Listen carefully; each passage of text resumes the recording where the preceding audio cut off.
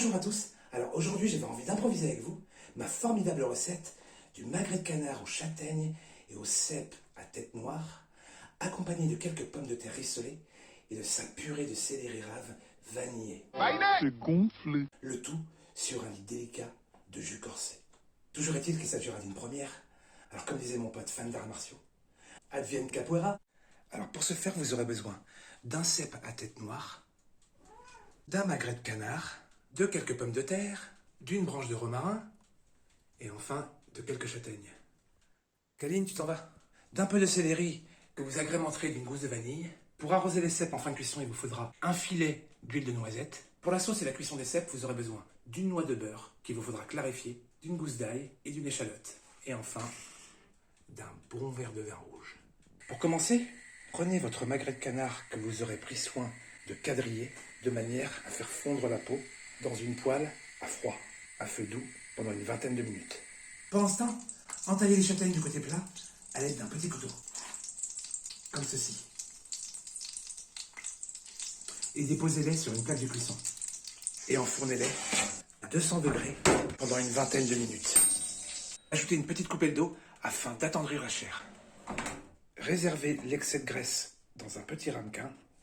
Votre magret dans une assiette à part.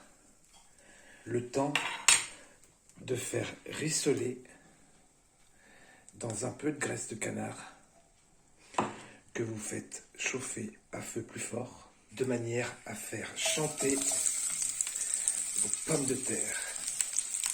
Après avoir nettoyé votre précieux à l'aide d'un linge humide, sans le détériorer, découpez-le en fines lamelles, comme ceci. Dégorgez vos cèpes dans une poêle chaude, histoire de retirer l'excédent d'humidité, et retournez-les à l'aide d'une cuillère en bois. Ajoutez le romarin et l'ail en chemise. Il ne vous reste plus qu'à y verser votre beurre clarifié afin de terminer la cuisson.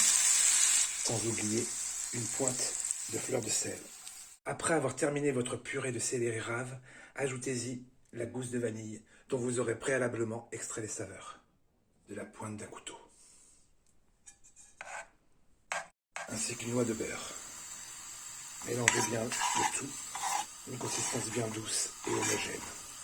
Il est grand temps de se préoccuper de la sauce. Dans votre poêle bien chaude, récupérez les sucs de cuisson à l'aide d'une spatule et déglacez le tout au vin rouge. Ajoutez vos échalotes finement émincées, une pointe de bouillon de volaille et laissez réduire gentiment. Ajoutez une noix de beurre en fin de cuisson et fouettez énergiquement de manière à obtenir une sauce aussi brillante que soyeuse. Pour finir dans les règles de l'art, passez-la au chinois. Et voilà le travail. N'oubliez pas de nettoyer au fur et à mesure de fond en comble votre plan de travail quand vous cuisinez avec amour.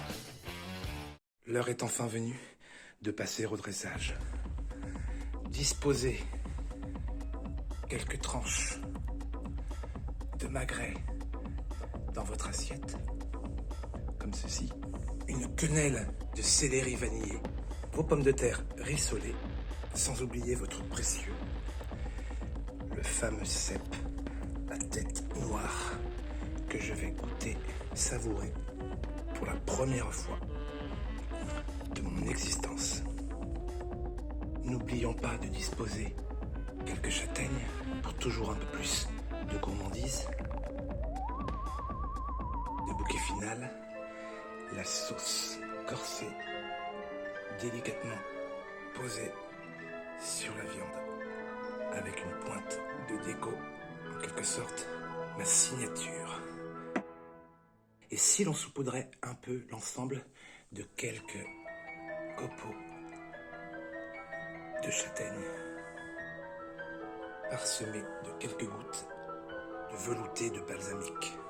Avec le reste de nos échalotes confites, cerises sur le gâteau, un léger voile d'huile de noisette sur votre précieux devrait nous raviver les papilles.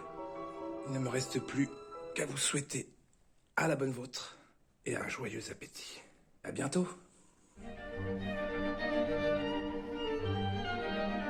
Non mais oh! Non, Kaline, non, là, je suis pas content. On va pas être copains, hein. Bon, ben, y a plus qu'à nettoyer, hein. Et pour ceux qui n'aiment pas, je m'en éclate mes 2 gousses d'ail. Gao! Abonnez-vous! T'as faim, Kaline? Tu veux manger?